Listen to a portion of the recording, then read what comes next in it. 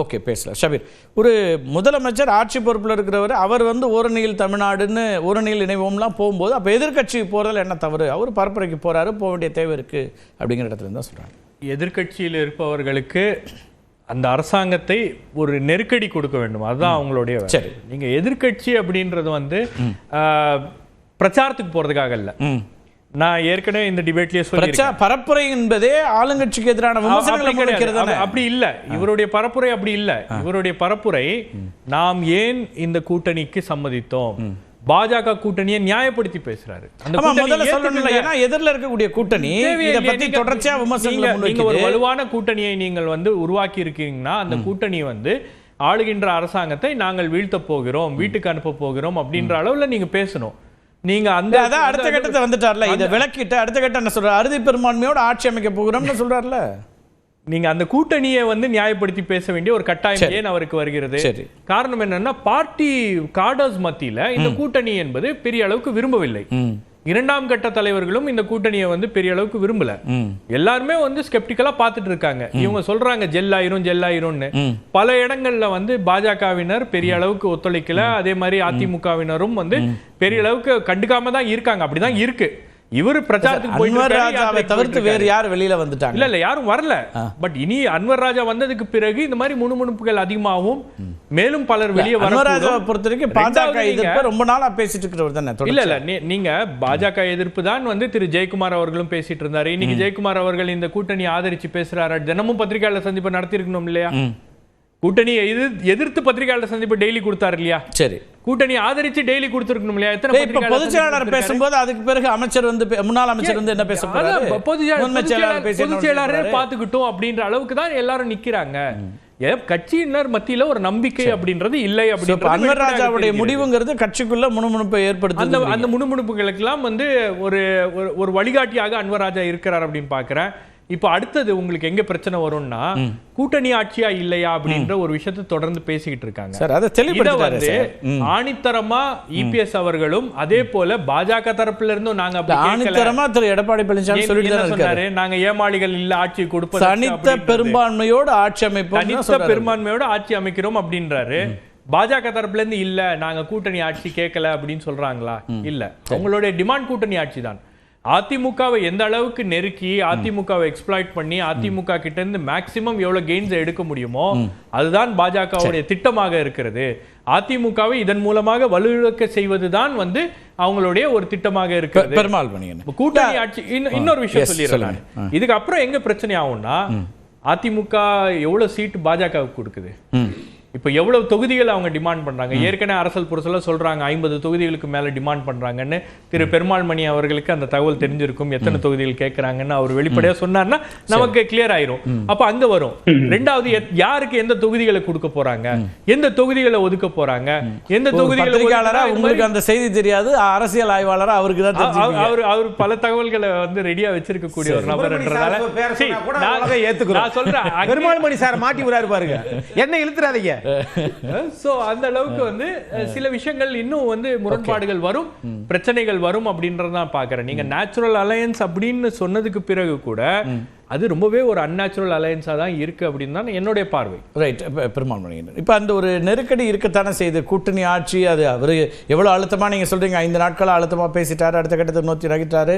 ஆனா பாஜகல இருந்து அப்படி ஒரு குரல் வந்திருக்கா, அதை என்டாஸ் பண்றாங்களான்னு கேட்கிறாரு. இல்லை, இந்த மக்களை காப்போம் தமிழகத்தை மீட்போம் அப்படின்னு ஒரு தலைப்பு வச்சிருக்காங்க.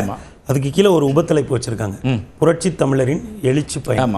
இந்த பயணம் ஏறக்குறைய அதை நியாயப்படுத்துகிற வகையில தான் இருக்கு. ஓகே, ஒன்று, ஐயா ஓபிஎஸ் அவர்கள் பிரிந்து சென்ற பிறகு கட்சியினுடைய ஒரு நான் தான் தலைமை, நான் இந்த பொதுச் செயலாளருங்கிற இடத்துல உறுதியாக அமர்ந்து விட்டேன்.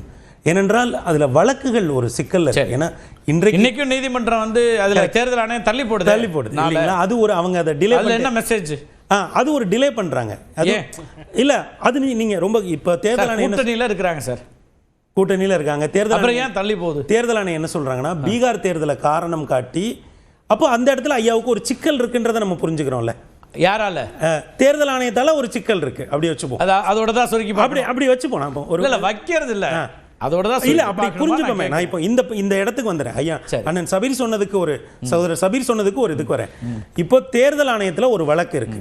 பொதுவா அந்த இடத்தை ஆழமா ஆய்வு செய்யக்கூடியவர் அதை நகர்த்தி அதான் நானும் சொல்றேன். இல்ல நான் அதை சொல்றேன். அந்த இடத்துல தேர்தல் ஆணையம் இன்றைக்கு சொன்ன பதில் கூட ஐயா எடப்பாடி அவர்களுக்கு அது ஒரு சிக்கலான இடமாகவே சீக்கிரம் முடிங்கன்னு சொல்றாங்க. திரு எடப்பாடி பழனிசாமி தரப்புல இருந்து சீக்கிரம் முடிங்கன்னு நிறைவு செய்யுங்கன்றாங்க. வழக்கை விரைவா நடத்துங்கன்னு சொல்றாங்க. ஆமா. ஆனா தேர்தல் ஆணையம் பீகார் தேர்தலை காரணம் காட்டி எங்களுக்கு வந்து நாங்க வந்து இண்டிபெண்டன்ட் பாடி, எங்களுக்கு இப்படிலாம் நீங்க உத்தரவிட முடியாது, கால நேரத்துக்குள்ள முடிக்க முடியாதுன்னு சொல்றாங்க. அப்போ அந்த இடத்துல ஒரு சிக்கல் இருக்கு. அப்போ அவர் எங்க ஆரம்பிக்கிறார் தன்னுடைய பயணத்தை? ஐயா எஸ்பி வேலுமணியோட மாவட்டத்தில் ஆரம்பிக்கிறாரு. அடுத்து ஐயா சிவி சண்முகம் மாவட்டத்தில் வராரு. அதற்கு பிறகு ஒவ்வொரு புள்ளியிலையும் 10,000 பேருக்கு மேல கூட்டத்தை கூட்டுறாங்க. அது கட்சிக்குள் தன்னுடைய இடம் உறுதியாக இருக்கிறது. அதாவது ஒரு தலைவர் எவ்வளவு சிக்கல்களுக்கு மத்தியில் இந்த பயணத்தை ஆரம்பிக்கிறாருன்னு நீங்க புரிஞ்சுக்கணும். மேலோட்டமா நீங்க போக கூடாது. ஒரு பயணம் ஆரம்பிக்கிறதே சிக்கல். இவ்வளவு சிக்கல் குறைச்சு அப்படி இல்ல சார். தனிப்பட்ட முறையில் ஒரு சிக்கல் இருக்கிறது. இருக்குல்ல, அதுதான் விஷயம் இருக்கு. இந்த பிரச்சார பயணத்துடைய நோக்கம் என்பது தன்னை அசர்ட் பண்றதுக்கு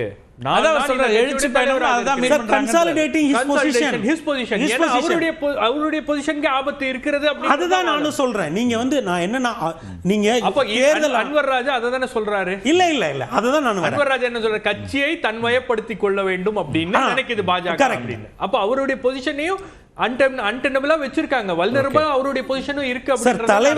தலைவர்கள் எப்போதுமே ஒரு சிக்கலான இடங்களிலிருந்து சவால்களை வென்று வருகிறவர்கள் தான். இன்றைக்கு அவருக்கு 2 சவால் இருக்கு. அன்பர் சகோதரர் சபீர் சொன்னதை நான் ஏத்துக்கிறேன். ஒரு சிக்கல் தேர்தல் ஆணையத்தில் இருக்கக்கூடிய ஒரு வழக்கு. இன்னொன்னு அந்த இடத்துல அவர் தான் கட்சியினுடைய பொதுச் செயலாளர் என்பதை நிறுவ வேண்டிய ஒரு நிர்பந்தம் இருக்கு. இன்னொரு புறத்தில் கூட்டணி கட்சியாக இருக்கக்கூடிய பாஜக வெவ்வேறு குரல்களில் பேசுகிறது. அப்ப இந்த 2 சவால்களையும் அவர் திறம்பட எப்படி எதிர்கொள்கிறார் இந்த ஒரு பயணத்தின் வழியாக அப்படிங்கறத நீங்க வெவ்வேறு குரல்களில் பாஜக பேசுகிறதுங்கிறத நீங்களும் ஒத்துக்கிறீங்க. அதை தான் அவர் திரு அன்வர் ராஜா சொல்றாரு, இது கான்ஸ்பிரசி, அவங்க இதன் மூலமா பல மாநிலங்களை செஞ்சது மாதிரி அவர் ஒரு குற்றச்சாட்டு வைக்கிறார்.